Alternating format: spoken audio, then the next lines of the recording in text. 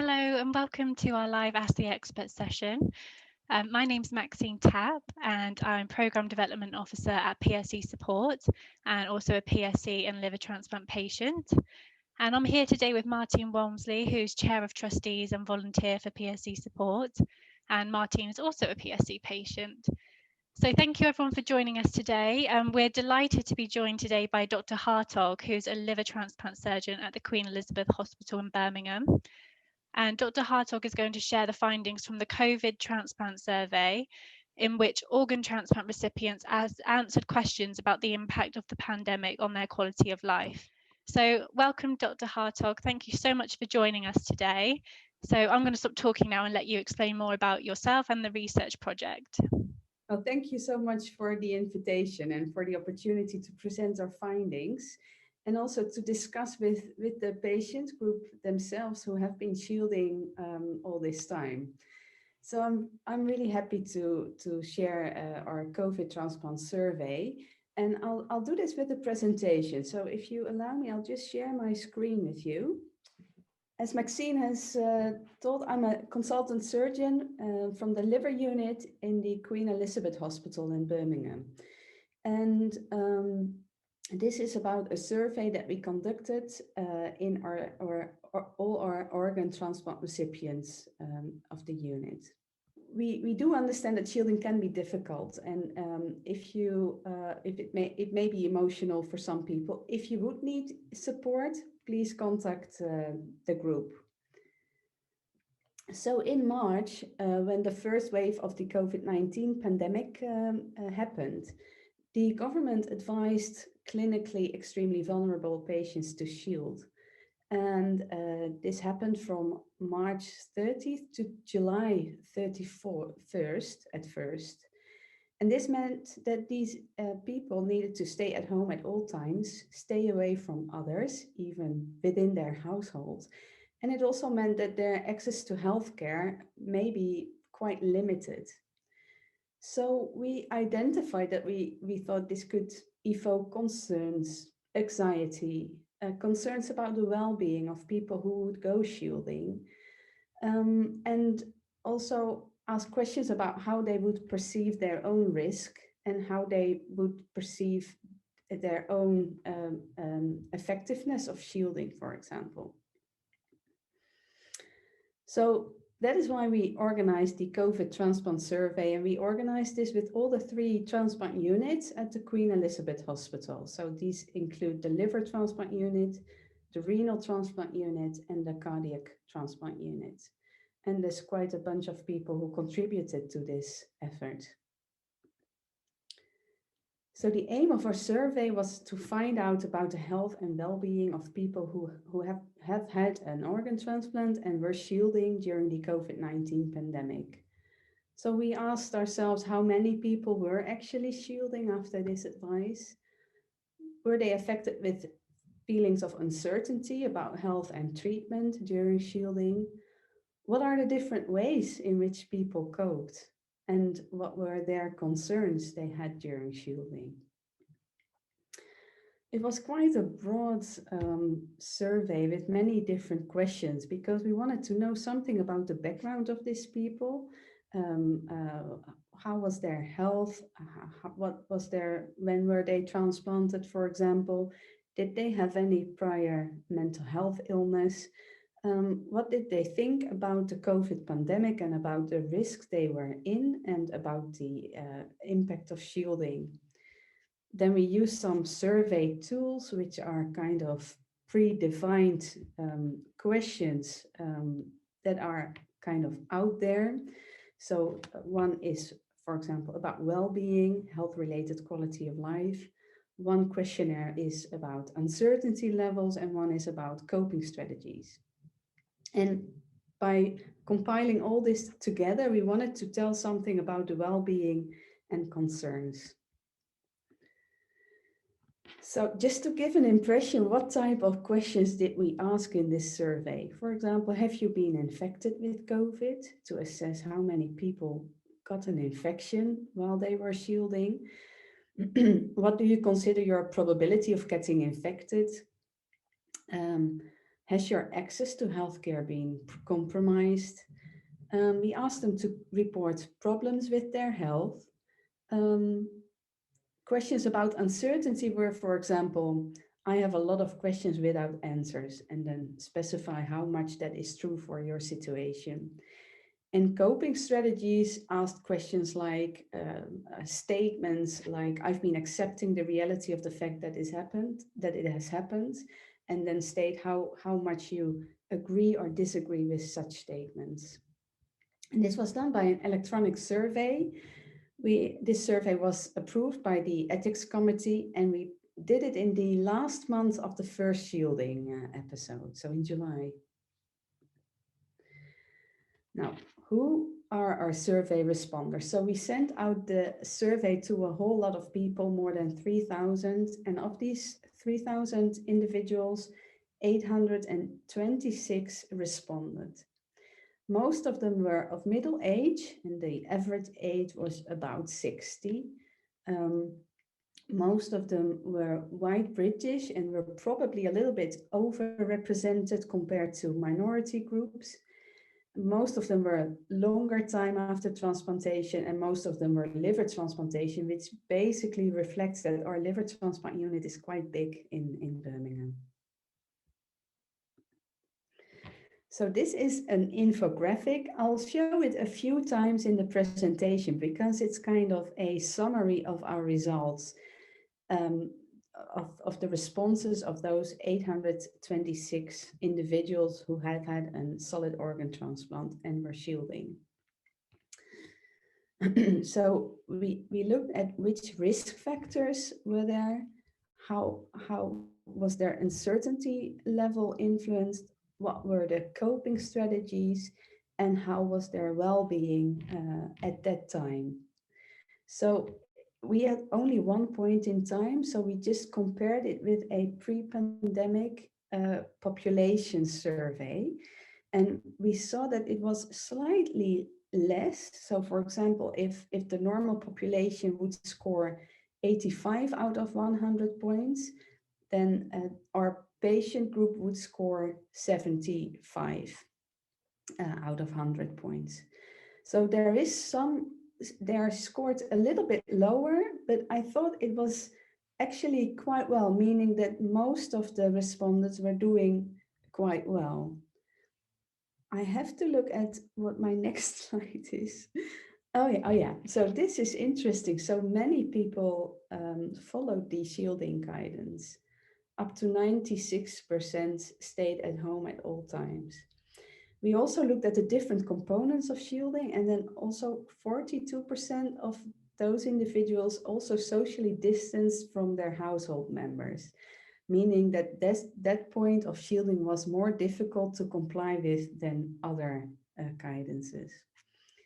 Well, if we look at how many people got an infection with COVID, it was, I think, quite low, 1%. None of our participants got admitted to the ITU or on a ventilator, so none of them, fortunately, got severe COVID. But the real number in the population may be higher, as testing for COVID was limited, and also some infected people may not have responded to our survey, actually. So it's an estimation, but we cannot completely be sure. So that is something I put into the middle. So, and what we also found from the question, that people felt at risk. So they felt that if they would get COVID, it would be severe, but they also felt protected. They knew how to protect themselves. On the other hand, 24% reported that their access to healthcare was compromised and putting them at risk. I just want to look at the next slide. So the people knew how to protect themselves, and they did not feel much uncertainty about their health and treatment, if we try to measure that. They had confidence that the transplant center team would manage the situation with COVID-19 well. And if we asked what their concerns were about their access to healthcare, some words and sentences came up quite big in our analysis. So most of the concerns were about appointments that had been cancelled or about their regular blood tests. So that normal safety network that would be there wasn't there for them at that time. We also asked, like, what are the most important things that you look for from your transplant unit? And that would be information, contact, and advice. So back to this infographic. So we identified some risk factors for having difficulty to cope with shielding. In general, the majority um, had a good adherence to shielding and felt protected with low levels of uncertainty. And then if we looked at coping, I thought this was interesting. A majority of the individuals showed as the major coping strategy acceptance. So they felt they could accept the difficult situation. So 92% of the respondents found ways to accept the shielding situation. And other positive ways to cope was to engage with activities to keep busy, which we call self-distraction, or to focus on how to make the best out of the difficult situation, positive reframing. And these three positive coping strategies were also related to doing better, coping better, and having a better well-being during shielding. A smaller proportion of individuals also experienced more difficulty to cope with the situation, and they more often tended to turn away from the situation or try to switch off from the problems, which we call, with a difficult word, behavioral disengagement. So in general, I think individuals who were shielding and who had a liver, or not a liver, a transplantation, reported coping well. And we identified a few groups that had more difficulty to cope with shielding. So we think that the public health recommendation of shielding was quite effective and made people feel protected. We thought the individuals who reported that their healthcare had been compromised was quite high, 24%. And they had concerns about their regular appointments, blood tests, and how to receive information and contact from their healthcare provider. These were for me the main points and the most important things to come out of this survey. And it's already 6 months ago that we ran this survey, and so many things have changed if you look back. We are very interested to know what has been your experience, and do the survey results also reflect your experience during shielding? How has it affected your household or family? Another question that come up at this time is, what will happen after vaccination? When do we think would it be safe to stop shielding? And for us as a transplant unit, how could we improve the information and the service of the transplant unit in these times, and also in what will come next? From the survey point of view, we are aiming to do the survey again so we can kind of compare the measurements that we would do now with the measurements that we did before. That will be the COVID transplant too. And I'm looking forward to see those results and get our conclusions from that. So that is basically my presentation about shielding for the COVID pandemic. And I'm really happy to take your questions and hear your comments. Thank you so much, Dr. Hartog. It's so interesting to hear about the results of the survey. And like you said, it will be even more interesting, I think, to when you do the next survey and compare the respondents' answers because I do think over time people's attitudes have changed to shielding, not just out of choice but through necessity as well. So it'll be really interesting to see the next lot of results. Thank you, Maxine. And we've discussed it a little bit on the group previously, and that change is something that we've already seen from patients, isn't it? So initially shielding, people were doing the shielding and so on, but as time went on it became less and less practical. So not to mention the emotional side, but the side of finances, it's affected people's money. There's some people couldn't afford to shield, and they have had to go out to work for the whole lockdown, even though they're clinically extremely vulnerable. So it's had emotional, financial, and I guess as well you could say physical effects because of people having delayed appointments and so on, because that's something we're starting to see more of. But for all patients now, not just the clinically extremely vulnerable, I think there's a whole shift of delays in appointments. Would you say that's right, Maxine? Yeah, definitely. And I think as well, talking about appointments and healthcare in general, is another thing that, with not just the delays and in the routine care, but also um, in the first wave, it was sort of everything was up in the air. Nobody really knew what the situation was, and people were actually afraid to go to their GPs or their hospital a lot of the time. I know I was. It was quite it induced a lot of anxiety for people. But as time's gone on, I think we've seen how the hospitals have adapted and what they're doing to make it safe for patients to go into hospital and GP surgeries, and that's been really, really positive.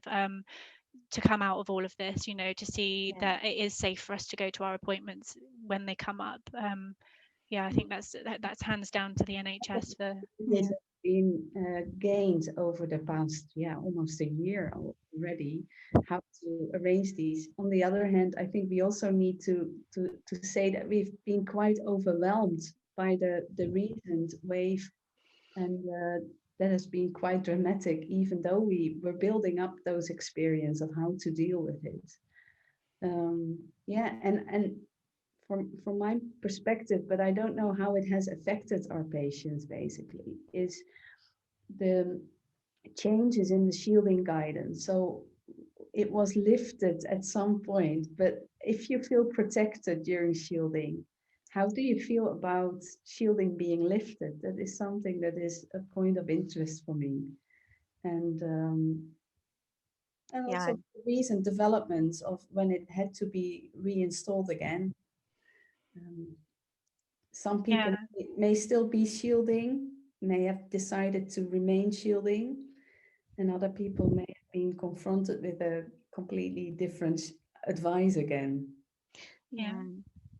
I mean, it doesn't get discussed lots and lots in our group, the shielding, but occasionally it does when there's been something in the news. And last night, the announcement that in England the shielding would be continuing for a bit longer was met with sort of like a disappointed resignation over what was going to happen, because we just don't have control over what we're being asked to do. So it's, and I'm just looking at these comments, and some people, we should emphasize that some people have not had any delays in any of their appointments, and I think that's a reflection of some of the hospitals, or how they're managing to prioritize some of the patients, and the ones that need more urgent care seem to be getting it, but we are aware of others that have got quite big delays on important procedures. Seems to be really variable, and also we've had conversations in the group previously about just attitudes towards healthcare during the pandemic, and actually overall it's been really positive. One of the main things is having that contact that you mentioned, Dr. Hartog, having that contact with your healthcare team, just so you know what the situation is, and you've got a point of contact if something isn't feeling quite right for you, so you can contact them and know, hear what you should do, and rather than rushing to A&E or your GP surgery. It's just having that point of contact to sort of hear about what you should do in terms of next steps. I think that's so important for people, and something that's come up in our group a lot, a positive thing. Also in our survey, we were really happy to learn that people had a very high level of trust in the transplant services, but also in their local hospital and GP. Actually, quite a bit more than, for example, trust in the government or the Department of Health, which is, of course, good for us. But it's I think when you look at shielding, it's interesting to look at that this guidance is being given by Public Health England, but of course supported by the hospitals and the transplant units. And I think that confidence just comes from being familiar with your team and them being familiar with you. So you sort of think that you're getting a more sort of personalized approach to shielding rather than this blanket approach that some people felt at the beginning. So I think that's a really good point. I think as well, to pick up on the communication and how important it is some people commented about how just knowing in advance what was going to happen, and this would affect people both shielding and not shielding. So those of us that have been in hospital, like Maxine said earlier, the first time you go in during the pandemic, it's very worrying because you just don't know what you're going to be met with. But most people are saying it actually feels really safe in hospitals, and once you get over that, it feels a lot better to be accessing the services. But initially there was a little bit of reticence about do I want to go near a hospital or not, because it's all very scary. But the hospitals have been really good at taking care of us when we have needed to go in. Yeah, and like you say, just sort of knowing in advance takes away some of that uncertainty of what am I going to find when I get there, kind of thing. It's all about that communication again, isn't it? Yeah, I mean, when I've been in, it's been really nice because there are a fewer people around, and you feel like you get more attention from the nurses and doctors and staff that are there. So from a selfish point of view, taking the risk of catching coronavirus or COVID aside, it's actually really nice and feels probably like it used to in the old days when we went to hospital, not so busy. We're getting quite, just ignore it. I've been ignoring the comments on Facebook. We're getting a few in now about we asked about telephone appointments, which has been quite interesting, whether people like those or not. And in the past we've had mixed reviews of those, I would say. And so Jenny's just saying they work well when there's no real reason to be seen if you're clinically well, and it saves time travelling, and of course the distance to the appointment and the waiting for the appointment in the hospital. And I think she's saying if it works well if the GP can do the bloods and so on, and I guess you get all the local tests lined up beautifully. So that's a positive. It's kind of even a pro, because you have the blood results ready when you speak to the doctors, which is sometimes, if you come to the hospital, the blood test results are still outstanding. So for me, I also sometimes find it an advantage. But on the other hand, as a doctor, you cannot see your patient, so you really depend on what your patient will tell you and will ask you. So, and I think that's a learning curve for patients as well. Certainly for me, getting confident with saying what you need to say over the phone. I think when you're not face to face, it can be hard to remember everything you want to say, and like you say, if you're not there and face to face, not being able to, doctors can't pick up on certain things. So I think it's a learning curve for everyone, isn't it, this these telephone appointments. And again, a year ago, this time, last year, you probably couldn't imagine them happening so regularly, but over time it's become a little bit more comfortable for everyone, I should imagine. But yeah, there's definitely a time and a place for them, and time and place for face-to-face appointments as well. Yeah, you're so right. And I think a lot of work goes on behind the scenes in working out who should have the telephone call and who should come in face to face.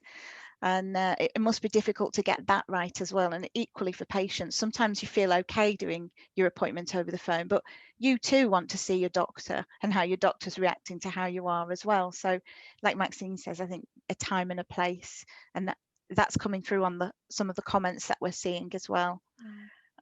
About telephone appointments. Yeah, so Anna says you can't completely replace face-to-face contact. Yeah, that's really important. And they said it's reassuring if you've recently been transplanted as well, or you have an issue. Yeah, that is a good point. Yeah. And there's some nice comments about people feeling safe. So someone was in over Christmas in the QE, felt very safe. And there was another one, yeah, July, so about the time of this survey, someone was in the QE and also felt very safe. So that's really good to know. Yes, so to be frank, when we started this survey, I would have thought that we would pick up higher levels of uncertainty, for example. And but yeah, people felt really protected by the shielding and had a very high level of acceptance of that method to protect them from the virus. And it's really, yeah, for us, it would be really interesting how that changes over time. Uh, so, I think it's really interesting. You commented earlier to say, you know, what's next? How do we come out of this and feel safe about coming out of shielding, you know, in the long term? And I think that's a really interesting point, actually, because I'm not sure if anyone on the group's got any comments about that. But for me, I can't really imagine it. I can't really imagine a time where it's just completely, you know, I know it was paused in the summer, but I think it was kind of not a surprise that it was going to come back in the winter. um, but you know, I can't imagine a day where they say, you know, that's it, shielding's over for good.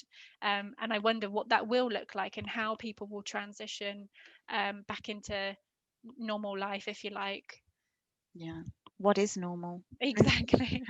I don't a lot know. of things like risk perceptions, like how do you perceive the risk of going out at that point in time, and also what is your level of trust in the public health organization to stop this shielding guidance. Mm, That will play a role, I think, in how people will react. yeah. There's been a whole other side to this as well, because most people with PSC were not asked to shield. We're not clinically extremely vulnerable. So it's really mainly the people who've had transplants or who are on certain medications asked to shield. But lots of us were told, you're not clinically extremely vulnerable, but you are vulnerable. You don't need to shield, just carry on and be extra careful. And I think that in itself warrants some sort of survey, because I think that's, you know, a little bit tough to be told you're vulnerable, but being left to your own devices. Especially for those having to go out to work and not having Yep. that extra support to stay at home, you know, Yeah, if it they was felt like really they tough. needed to. Because then you also do not get the support. True. Yeah, exactly. So that is one of the downsides of our survey. We only interviewed, or we only surveyed solid organ transplant recipients, but we do not really have a very strong comparison group. For example, clinically vulnerable patients would be a good comparison group, but also, yeah, people in the population. And Yeah. we are not able to make that comparison very well at the moment. We did a little poll probably around the same time, I think it was August, about how people were dealing with the guidance about how to look after yourself and protect yourself from COVID or catching the virus. And I think it was 90% of people that responded were doing extra to the actual guidance. So I think it might have been just as lockdown finished, the first one, what people were doing to protect themselves. So PSC patients were just going the extra mile just to be sure. So it's Yeah. you just try to take control. To patient groups, a feeling that sometimes comes up is about fairness, about the fairness of a patient who is vulnerable, who needs to shield and do a lot of many things to keep themselves safe, as compared to what the society is doing to keep all of us safe. I Yeah. thought that was also an interesting topic, and um, it's also, it evokes different discussion in different societies. So I think the UK has been quite exceptional to have this kind of very clear prescriptions almost of shielding, while many other countries have not done so. Um, and yeah, people look at it from different angles. Some people, or I think from this survey, I gather that most people feel protected, and they feel like it's an extra measure to protect them. But some people may also feel like, look, what we do is a good thing. We are actually um, protecting everyone from the virus, because we are the ones who do not spread the virus. And That we are showing what the whole society should do. exactly, and some people have said that have shielded or have taken extra steps to protect themselves.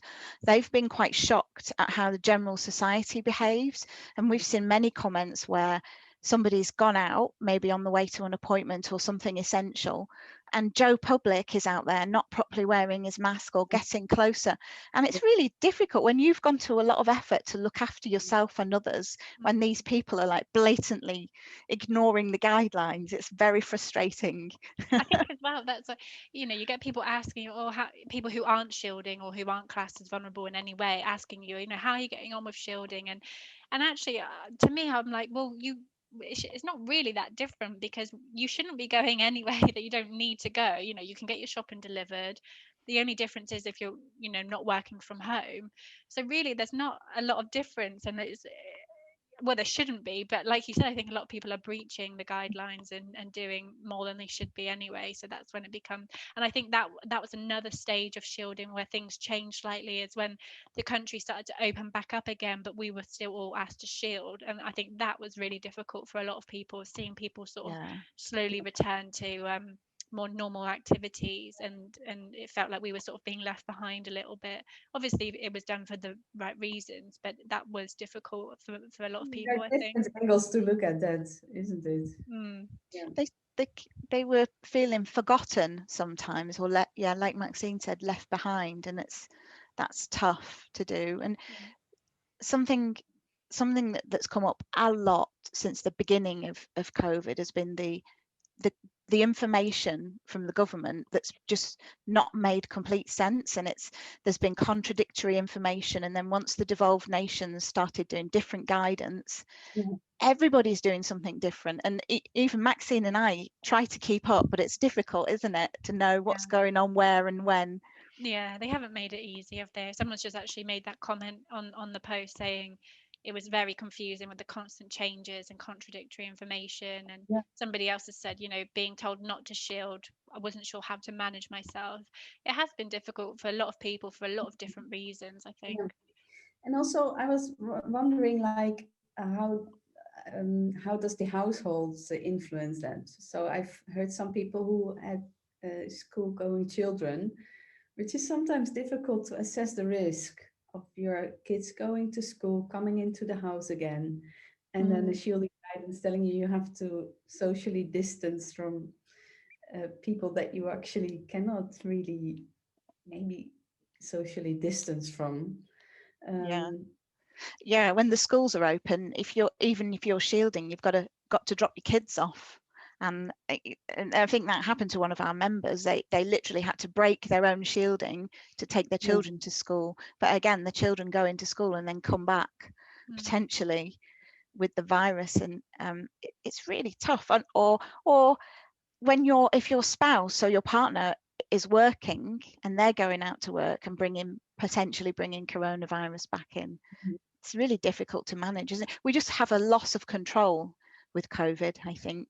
Yeah, I think that again, that is something that has come up quite a lot, isn't it? That with other household members, not just from patients, but also from family members who are trying to keep their loved ones safe as well, if they are classed as vulnerable. And that's been quite a dilemma for a lot of people, because yes, you want to protect yourself from COVID, but you also want to protect your own mental health and well-being, and it's about getting that balance right. And I think it's been difficult to find that balance for a lot of people, but I think the longer that time's gone on, the not easier it's become, but we're quite good at adapting, aren't we, as humans? And I think people have adapted quite well to it. Yeah, I think that is really pointed out by this survey as well, at least to me, that the survey respondents are a resilient population.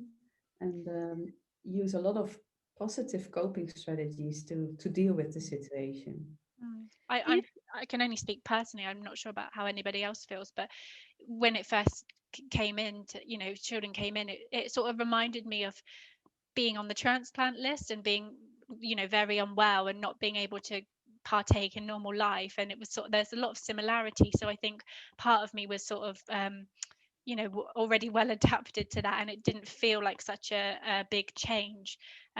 Again, that's just a personal opinion. I'm not sure if anyone else can resonate with that, but I think that's probably where a lot of the resilience comes from in the survey, is that it's not totally abnormal for people to sort of have to stay in the house a lot. A very important topic in the lives of transplant recipients. Yeah. I think you're spot on, that people who've had a transplant have been through so much that I guess it does build resilience, and COVID just serves to amplify what's already there. So people, if they've already developed coping strategies, it makes sense that they might be able to apply them. But I think, again, it doesn't mean that it's easy for people. Just because they look like they're coping well doesn't mean that it's easy. There's a lot going on under the surface for people. Definitely. That's of humor, team. Yeah. And I think that goes for, not just transplant recipients, but people with chronic illness. We are used to having to adapt and living differently to people who don't have chronic illness. So, yeah, I think we're a well adapted bunch. But yeah, it has been tough despite that anyway. Yeah. We've had a few more shout outs from hospitals where people feel safe. For the sake of balance, I want to say someone had the transplant at the Royal Infirmary in Edinburgh and they felt safe as well. So that's really reassuring to know. Yeah, just on that subject as well, though, I asked at the beginning what people found most difficult about shielding, and there were quite a few comments about not being able to have visitors whilst in hospital. I think that's I can't imagine that's really difficult. Yeah, especially if you're going through transplant or any being in hospital for any reason is always tough, isn't it? So and you rely on your visitors to get you through it, so that's been really, really hard. It is, and I mean, as a transplant surgeon, normally you would see the family members as well during the post-operative course. And these days, I acknowledge that I only meet them the first time, most of the time in clinic, which I always appreciate to see them, but it's late. Yeah. Yeah, no, exactly. Yeah. So are there any, a question for you, Dr. Hartog, is what do you have any additional questions that you might add now to the next survey, or will you ask the same ones? No, we definitely want to ask different questions. So we are at the moment working that out and making it adapted to the context, the current context. So it's of course about vaccination, how many people had a vaccine and how they feel about that. How they would feel about how to stop shielding. Would they feel safe if it is stopped? The effect on their household, maybe. Those issues will be important, I think, at this time. For us, it would be very good to have kind of a comparison, because this is just one point in time, but it will be also good to be able to compare what has happened over time. Yeah. Looking back, when we started this survey, we ourselves, we also didn't know where this was heading at all. I just can remember that I really thought this would be maybe half a year issue. Well, at the moment, I think it will take much longer as a society to get in balance, basically, to get a balance with COVID. Yeah. Yeah. Do you take the findings back to your colleagues? So, for example, where people have identified communication being really important, have you gone back to your colleagues and said, keep communicating, it's really, really helpful? Yeah, I have presented this in our unit, but we will also present it coming week in the British Transplant Society annual meeting. So I think in general, this survey tells us that we have done well, but it also may tell us where we could do better. Something that I do not actually know how to do this is how to reach the individuals that are actually having difficulty to cope. So I think we maybe we need to spend more attention or give more attention to people who have had mental health illness before, because they may struggle more with this situation than others. And another point of interaction would maybe be how to encourage positive coping strategies and help people to stay away from uh, coping strategies that do not help actually to feel better in this time. And I guess that the coping strategies themselves will be pretty individual to each person. So one size won't necessarily fit all. And I think that's shielding in a nutshell as well, isn't it? It's one size doesn't fit all, and people have just had to do what's right for them, whether they were asked to shield or not. And yeah, that's what we've seen a lot of in our group and other groups as well. Yeah, I think it's a challenge for us as healthcare providers to kind of provide the care that everybody needs. And many people maybe do not need any additional help with shielding. But I think from this survey, we may also identify that there is a small subset of people who are struggling to keep well during this time. And in our surveys, we found that for all transplant patients, regardless of COVID or not, there's actually, there could be more psychological support generally. So maybe we can use COVID as a way to get more support generally for patients going through transplant. True. Yeah, true. So that is what I like about the survey. It shows a relations between two different aspects of the survey. So this survey actually shows that if you are coping better, you also score better on well-being. So it is something that you can influence to help people feel better and have a better health status. Thank you. It's ever so interesting. And just we got another question. The survey was just for Birmingham patients, wasn't it? Yeah. Would you extend it to other transplant centres? At the moment, it's not possible due to the ethical approval. So we would need a completely different ethical approval to run the survey again. So unfortunately, within the time frame that we have at the moment, so to run it again in March, we can only run it again in the patients that have been included in the first survey. Yeah. I think the fact that you're presenting at BTS and with other colleagues, not just at the QE, is really important, because although it was only carried out in patients at the QE, the results probably are similar to the people all over the country who've been asked to shield, and the results can be used to sort of to influence change and how like you were saying, how things are done and the psychological support and things like that. So I think that's really important. It is, and I think for a big deal, the survey results are generalizable. We have a few items where we feel certain groups are underrepresented. So, for example, I think minority groups, mainly minority groups, are underrepresented in the survey responders, which is a bit of a shame. Which is something I cannot solve for the current survey, but for a next survey we would run as a unit, we would need to pay attention how to involve and engage all the people, all the representations in our patient group. Well, we'd love for you to come back and share the findings of the next survey eventually, if you'd be happy to do that. It would be really interesting to hear how that goes and what you find in that. So I think we're over time, so thank you so much for staying on with us. To share and also get some feedback from the patient group itself. It's very valuable for us as clinicians. So thanks. Brilliant. Yeah. Thank you very much. Yeah, and thanks everyone for your comments and questions. It's been a really good discussion.